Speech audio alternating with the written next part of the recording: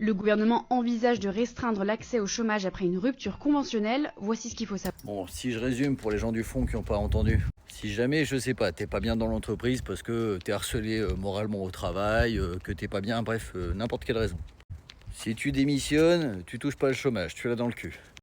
Si t'es licencié, tu touches le chômage, sauf qu'une entreprise, elle veut pas te licencier. Pourquoi elle veut pas te licencier? Parce que si elle te licencie, tu peux porter plainte parce que c'est un licenciement abusif la plupart du temps. Du coup, elle te licencie pas.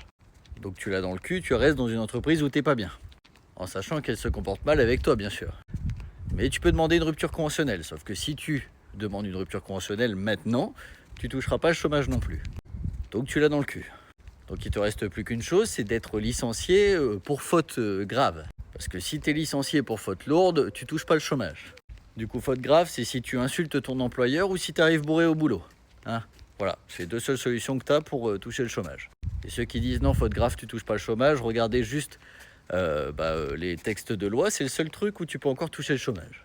Et pour ceux qui te disent ouais, il suffit de retrouver un autre travail, bien sûr, hein, il suffit de traverser la rue pour trouver un travail. Enfin, si tu es de barman, hein, parce que pour le reste du travail, il n'y a pas grand-chose. Et en plus, tu cotises pour le chômage, c'est ça qui est encore plus drôle. Et pour les autres petits malins qui te disent bah non, maintenant c'est les entreprises qui cotisent et puis les salariés. Les entreprises, elles cotisent sur quoi? Sur la part du salarié, c'est-à-dire que ça revient à de l'argent en moins pour le salarié. Bref, en résumé, si jamais tu veux quitter ton entreprise, il va te rester que d'insulter ton patron. Parce qu'apparemment c'est abusif d'essayer de demander de partir en touchant ce que tu as cotisé en fait.